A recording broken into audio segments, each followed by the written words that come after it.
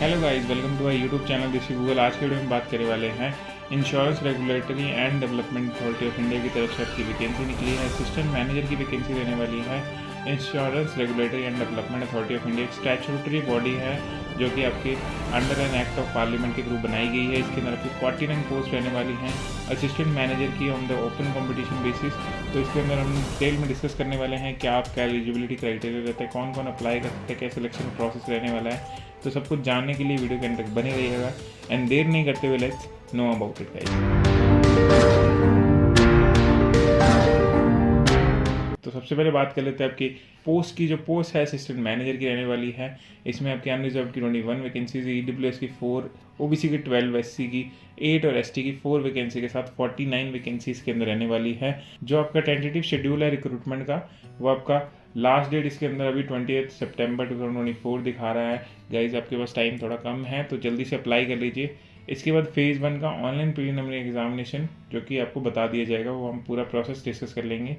जो आपके एप्लीकेशंस हैं वो ऑनलाइन सबमिशन होगा थ्रू irdai.gov.in की वेबसाइट से। इसके अलावा कोई भी अलग मोड में आपका जो एप्लीकेशन है वो सबमिट नहीं किया जाएगा। इसका डायरेक्ट लिंक आपको डिस्क्रिप्शन बॉक्स में देखने को मिल जाएगा, जहां से जाके आप डायरेक्टली अप्लाई कर सकते हैं। एलिजिबिलिटी क्राइटेरिया की बात कर लेते हैं एज लिमिट के अंदर। सबसे पहले तो एज जो आपकी 21 से लेकर 30 ईयर्स के बीच होनी चाहिए, ये मैं बात कर रहा हूँ अनरिजर्व्ड कैटेगरी के लिए। और इसके अलावा जो SC/ST का है उन्हें 5 ईयर्स का रिलैक्सेशन दिया गया, ओबीसी को 3 ईयर्स का।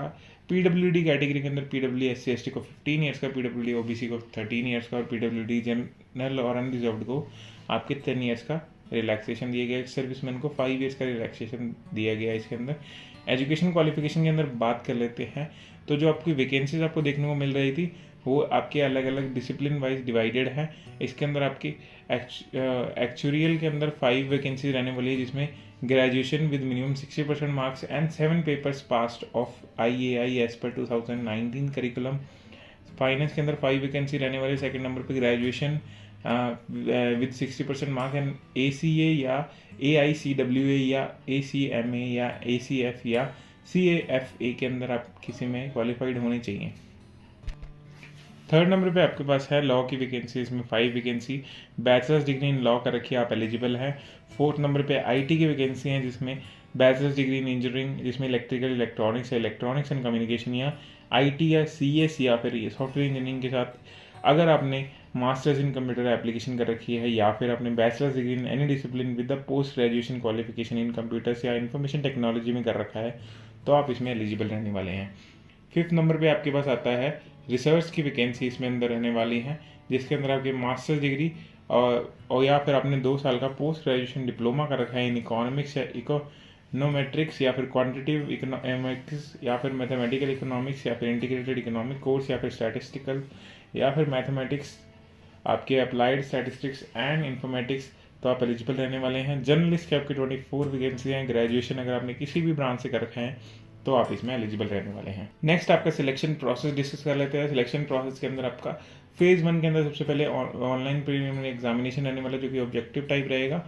This is a qualifying examination जो कि आपको फेज 2 जो कि डिस्क्रिप्टिव एग्जामिनेशन रहेगा उसको इसकी तरफ लेके जाएगा। इसके अंदर आपकी थ्रू दिस जो कैंडिडेट रहेंगे उनको आपको सबसे पहले शॉर्टलिस्ट किया जाएगा फॉर फेज 2। इसके अंदर approximately 20 times the number of vacancies जो है उसके 20 टाइम्स आपके कैंडिडेट सिलेक्ट किए जाएंगे, उन्हीं को आपका फेज 2 का एग्जामिनेशन डिस्क्रिप्टिव टेस्ट दिया जाएगा।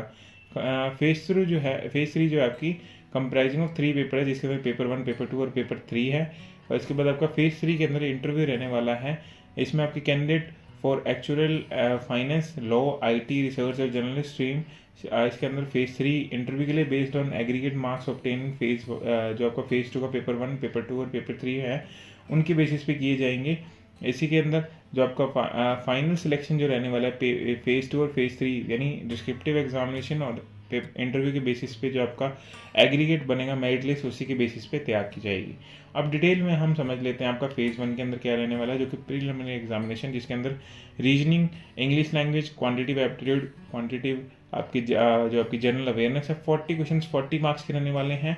आपके 160 क्वेश्चन इन टोटल 160 मार्क्स के आपके 90 मिनट्स की आपको ड्यूरेशन दी जाएगी।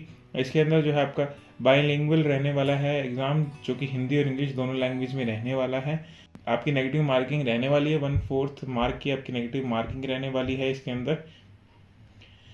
फेज़ 2 की बात कर लेते हैं, जो कि डिस्क्रिप्टिव एग्जामिनेशन रहने वाला है। इसके अंदर आपकी पेपर 1 में सबसे पहले इंग्लिश लैंग्वेज का पेपर रहने वाला है, जो कि 100 क्वेश्चन 60 मिनट्स के अंदर आपको करने रहेंगे। और इकोनॉमिक्स एंड सोशल आपके इशू इम्पैक्टिंग इंश्योरेंस पेपर आपके 2 को रहने वाला है, डिस्क्रिप्टिव है, 100 मार्क्स रहने वाले हैं, 60 मिनट की ड्यूरेशन। पेपर 3 आपका इंश्योरेंस एंड मैनेजमेंट के बेसिस पे रहने वाला है, 100 क्वेश्चन 60 मार्क्स के बेसिस पे रहने वाले हैं। पेपर 2 जो है आपका तीनों इससे आपके रहने वाले हैं। इसका सिलेबस की हम बात कर लेंगे, एनेक्जर 2 में आपको देखने को मिल जाएगा। ये भी आपका बायलिंगुअल इंग्लिश और हिंदी दोनों में रहने वाला है।